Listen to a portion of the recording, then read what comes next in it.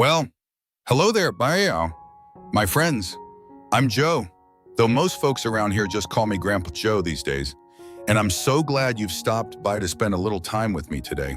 You know, at 65, I've got more stories tucked away in this old head than I know what to do with. And I've discovered something wonderful. The best stories aren't always the ones about grand adventures or life-changing moments that shake the world. And sometimes the most important stories are about the quiet moments, the small responsibilities, and the unexpected ways that ordinary days can teach us extraordinary lessons. Before we dive in, if you're finding some value in these conversations we're having, if they're bringing you a little comfort, a little inspiration, or maybe just a friendly voice on a day when you need one, I'd be so grateful if you'd consider subscribing to our little corner of the internet here. It helps me reach other folks who might need to hear these stories. And it tells me that what we're sharing together matters to you. Today, I want to tell you about something that happened when I was just 12 years old. A story about a paper route, a bitter cold morning, and a lesson that changed the way I see purpose in this life. And it's a story about Mrs. Henderson and how sometimes the smallest jobs we do can have the biggest impact on the lives around us. Picture this, it's 1972 and I'm 12 years old, living in a modest neighborhood where the houses sat close enough together that you could hear Mrs. Henderson's radio through the kitchen window and smell Mercera, Franklin's pipe tobacco drifting across the backyard fence. It was the kind of neighborhood where everybody knew everybody, where front porches were actually used, and where a boy could ride his bicycle down the middle of the street without his mother having a heart attack. I had just landed my first real job, delivering newspapers for the Morning Herald. You might think that doesn't sound like much, but to a 12-year-old boy in 1972, it was everything. It was responsibility. It was independence. It was my own money jingling in my pocket. Well, when I remembered to collect it from the customers. Anyway, the route wasn't enormous, just 43 houses scattered across 6 blocks. But to me, it felt like I was responsible for keeping the entire neighborhood connected to the world. Every morning at 5:30, I'd meet Mr. Carlisle at the distribution point, where he'd hand me my stack of papers, still smelling of fresh ink and possibility. I'd fold each one with the precision of a surgeon, rubber band it tight, and load them into the canvas bag that hung across my 10-speed bike like a badge of honor. Just, thinking back on it now, I realized that paper route taught me more about life than any classroom ever could. It taught me about commitment, rain or shine, sick or well. Those papers had to be delivered. It taught me about time management. Finishing the route before school meant getting up in the dark and moving with purpose. It taught me about customer service. Mrs. Murphy liked her paper placed between the screen door and the main door, while old Mr. Jenkins wanted his thrown onto his front porch with enough force that the thud would wake him up. But most importantly, it taught me about seeing people, really seeing them. You see, when you're responsible for visiting the same houses every single day, you start to notice things. You notice when the Henderson's porch light burns out, when the Garcias get their driveway repaved, when Mrs. Kowalski starts leaving a bowl of water out for the neighborhood stray cat. You become part of the rhythm of people's lives in a way that feels almost sacred. The Mrs. Henderson was one of my regulars. She lived in a small, white house with green shutters at the corner of Maple and 3rd Street, house number 127. It had a tiny front porch with just enough room for a single chair and a small table where she'd sometimes sit in the evenings with a cup of tea, watching the world go by. She was probably in her 70s then, though when you're 12, anyone over 50 seems ancient, and she lived alone. I'd learned from my mother that Mrs. Henderson was a widow, that her husband had passed away a few years before we moved to the neighborhood.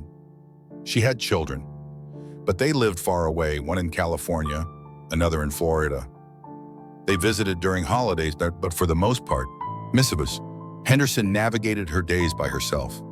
She was a small woman, maybe 5 feet tall in her best shoes, with silver hair that she always kept neatly pinned back, and clothes that suggested she still dressed up even when she wasn't going anywhere special. She had kind eyes behind wire-rimmed glasses and the sort of gentle smile that made you feel like you were important. Even when you were just a kid with a newspaper bag, Mr. Mitten, Henderson never failed to greet me when she saw me coming up her walkway. "Good morning, Joe," she'd call out if she happened to be tending her small flower garden or retrieving something from her mailbox. And sometimes she'd even have a glass of lemonade waiting for me on hot summer days. And during the winter months, she'd occasionally invite me onto her porch for a cup of hot chocolate that somehow always appeared at exactly the right temperature. But it was during one of those winter months that everything changed. It was February, the kind of February that makes you question why humans ever decided to live anywhere that wasn't permanently tropical. We'd been hit with a cold snap that had everyone in the neighborhood bundled up like Arctic explorers just to check their mailboxes. The temperature had been below freezing for almost 2 weeks straight, and that particular morning, it was so cold that my breath created clouds thick enough to hide behind. And I remember the sound my bike tires made on the frost-covered sidewalks, a crunching, sliding sound that made me feel like I was the only person brave enough to be outside in this frozen world. And the newspapers were stiff in my bag, and my fingers, even inside my warmest gloves, were already beginning to lose feeling by the time I'd completed my first block. When I turned onto Maple Street, I could see Henderson's house in the distance, and something immediately struck me as odd. Her porch light was on, which wasn't unusual. Lots of my customers left their porch lights on for safety, but what was unusual was that the light seemed to be illuminating something on the porch itself. Something that shouldn't have been there. As I got closer, pedaling harder now, my heart beginning to race for reasons I couldn't yet articulate, I could see what had caught my attention. Lying on her front porch was Mrs. Henderson. I've lived long enough now to understand that there are moments in life that divide your existence into before and after. This was one of those moments, within the space of about 10 seconds. I went from being a 12-year-old kid worried about making it through my paper route before my fingers froze off, to being someone who was quite possibly the only thing standing between another human being and tragedy. I dropped my bike right there in her front yard, didn't even think about the kickstand, and ran up those 3 porch steps 2 at a time when Mrs. Henderson was lying on her side near her front door, still in her nightgown and robe, her face pale as the frost that covered everything else that morning. "Mrs. Henderson," I called out, my voice cracking the way 12-year-old voices do when they're trying to sound more grown-up than they feel. "Mrs. Henderson, are you okay?" For a moment that felt like an hour, she didn't respond, and I felt my stomach drop into my shoes. But then, thankfully, she opened her eyes and looked at me with an expression that mixed confusion, embarrassment, and relief in equal measure. "Oh, just you," she whispered, her voice so quiet I had to lean down to hear her. "I'm so glad it's you." She told me later that she'd come outside to retrieve her newspaper. She'd heard me coming and didn't want me to have to navigate the ice on her front steps, but she'd slipped on a patch of black ice that had formed near her front door. And when she fell, she'd hit her hip and couldn't get back up. She'd been lying there for nearly 20 minutes in that bitter cold, calling for help, but knowing that in a neighborhood where everyone was sealed up tight against the weather, it was unlikely anyone would hear her. Now, I want you to imagine something with me for a moment.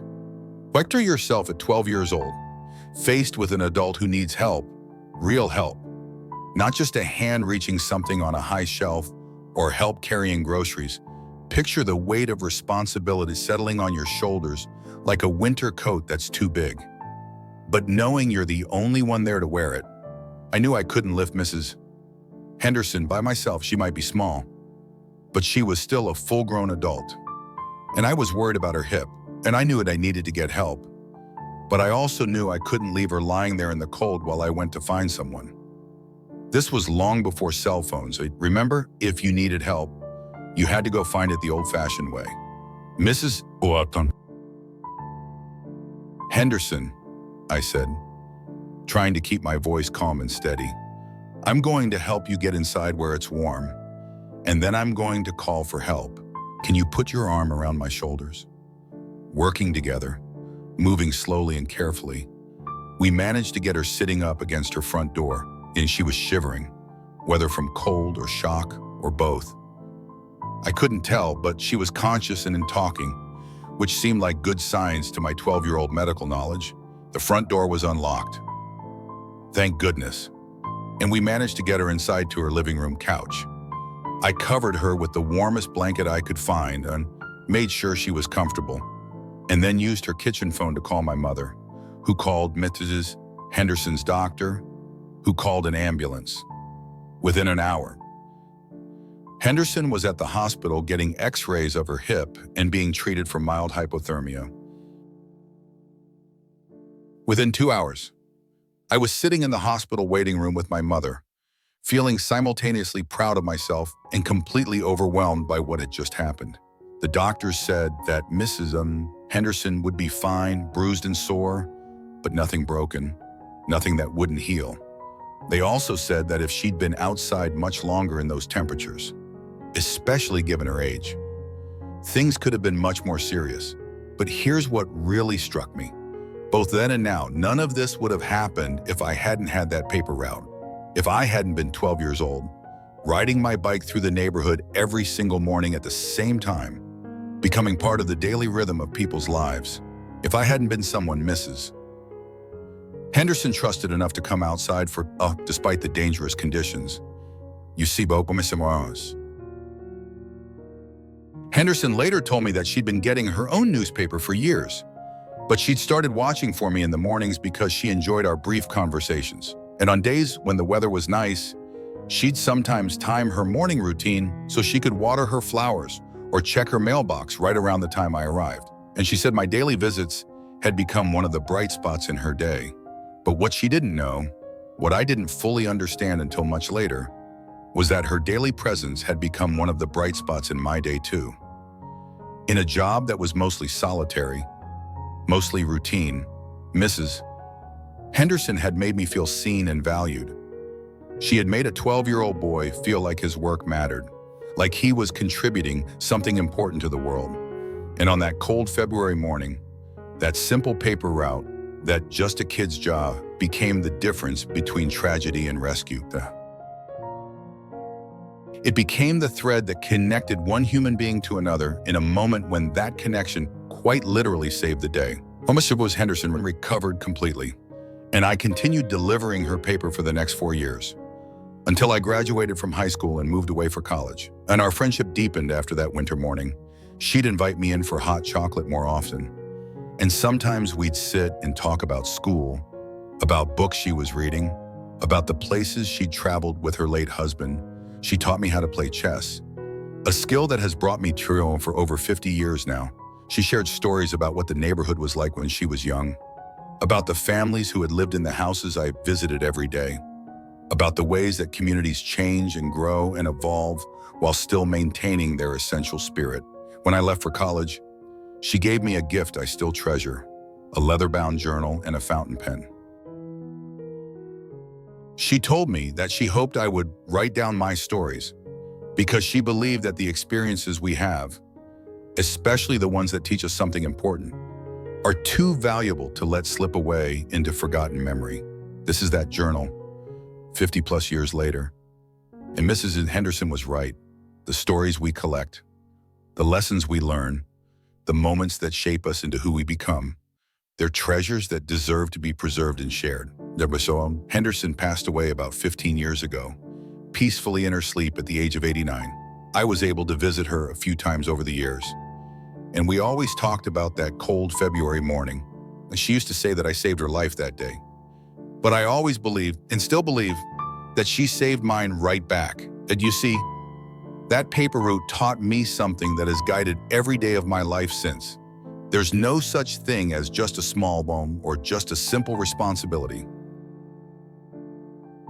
And every task we take on, every role we play in other people's lives, has the potential to matter in ways we can't predict or even imagine. When I was 12, I thought I was just delivering newspapers, and I thought I was just earning a little spending money and learning about responsibility. And I had no idea that I was becoming part of a safety net for the people in my neighborhood, that my daily presence was providing comfort and connection for folks who might otherwise go days without seeing a friendly face. And this brings me to something I want to share with everyone watching this, especially those of you who, like me, have reached the stage of life where people sometimes suggest we should slow down or take it easy or let someone else handle it. My friends, I'm here to tell you that there is no expiration date on mattering, and there is no age at which your contributions become less valuable or your ability to impact others' lives diminishes. If anything, the wisdom and experience we've accumulated over the decades makes us more capable of recognizing opportunities to help, more skilled at knowing when someone needs us, and more willing to step up when the moment requires it. But think about your own life right now. What are your paper routes? What are the regular patterns? The simple responsibilities? The small ways you show up in the world that might seem ordinary to you, but could be extraordinary to someone else? Maybe it's the way you always speak to the cashier at the grocery store, treating them like a human being rather than just a function. Maybe it's how you check on your neighbor when you notice their mail piling up. And maybe it's the volunteer work you do, the phone calls you make to friends who live alone, the way you mentor younger people at your church or community center. Maybe it's as simple as the smile you offer to strangers, the way you hold doors open, the patience you show when someone is struggling with technology or mobility or just having a difficult day. Every single one of these things is a paper route. Every single one of these actions creates the possibility that you might be exactly where you need to be, exactly when you need to be there, for someone who needs you. And here's the beautiful thing about this stage of our lives. We have the freedom to be more intentional about these connections. We're not rushing off to ones that demand 12 hours a day. We're not juggling the chaos of raising small children or managing the pressure of building careers. We have the luxury of time and attention that allows us to truly see the people around us. We have the gift of experience that helps us recognize when something's not quite right, when someone needs help, when a simple gesture of kindness could make all the difference in someone's day, or even in their life. But this requires something of us. It requires that we resist the temptation to withdraw from the world, to become so focused on our own comfort and routines that we stop paying attention to the needs around us. And it requires that we continue to see ourselves as valuable contributors to our communities rather than just recipients of care and service. I want to challenge each of you watching this today to think about your paper routes differently. What if that trip to the post office could become an opportunity to check on the elderly man who always seems to be there at the same time as you? What if your morning walk could include a route that takes you past the houses of neighbors who live alone? What if your weekly grocery shopping could include picking up a few extra items for the local food bank?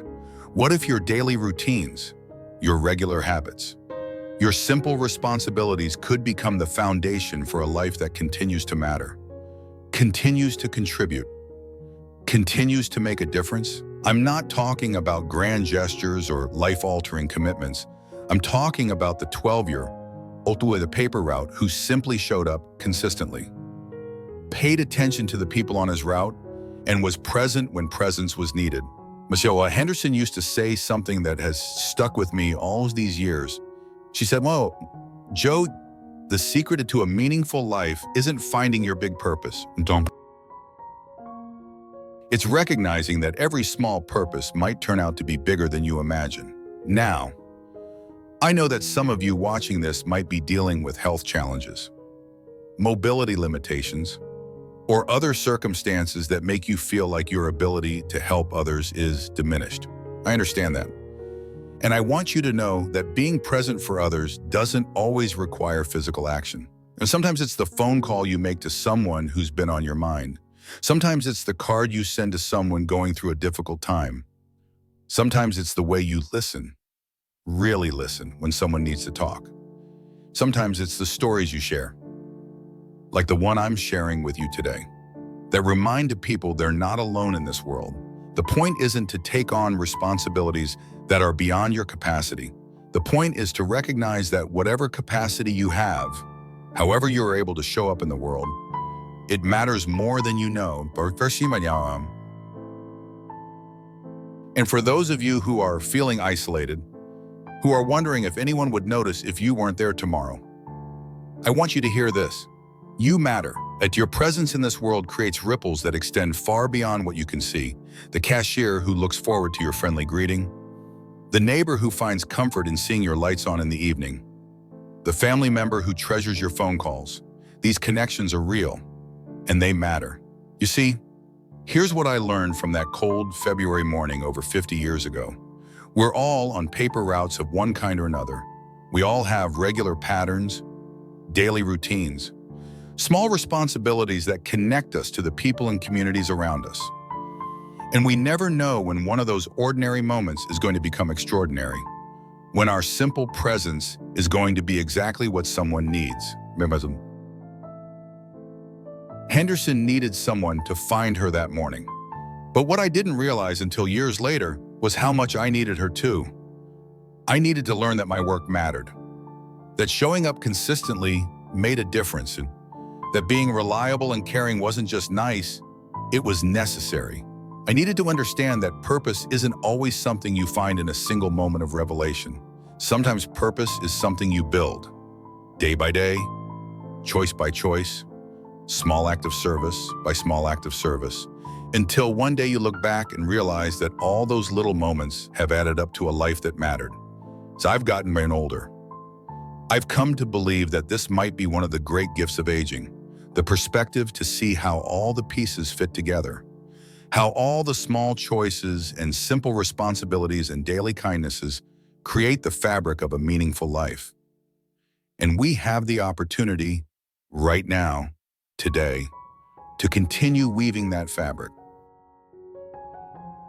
We have the chance to make our remaining years count, not by achieving great things, but by continuing to do small things with great love, great attention, and great consistency. So here's my challenge to you, my friends. This week, I want you to pay attention to your paper routes. Notice the patterns in your life, the people you encounter regularly, and the small responsibilities you carry. Ask yourself, how can I show up more fully in these ordinary moments? How can I be more present, more aware, more available to the people whose lives intersect with mine? Maybe it's learning the name of someone you see regularly but have never really talked to. Maybe it's offering help to someone who seems to be struggling. Maybe it's simply being more intentional about the warmth and kindness you bring to your daily interactions. Remember, you don't have to save the world. You just have to be willing to notice when someone in your world needs saving, and then be brave enough to show up when. Because somewhere out there, someone is hoping that their paper route and your paper route will intersect at just the right moment. And someone is counting on the fact that good people still exist, that neighbors still look out for each other, that kindness isn't extinct, and you get to be that person at any age, in any circumstance. With whatever abilities you have, you get to be the person who shows up, who pays attention, who cares enough to act when action is needed. And that, my friends, is a purpose worthy of any life, at any stage. Well, thank you for spending this time with me today. If this story has touched you in some way, or if it's reminded you of your own moments of unexpected purpose, I'd love to hear about it in the comments below. And if you think someone else might benefit from hearing about Mrs. Henderson and the paper route that changed everything, please share this with them. Until next time, keep showing up, keep paying attention. Keep believing that your presence in this world matters more than you know.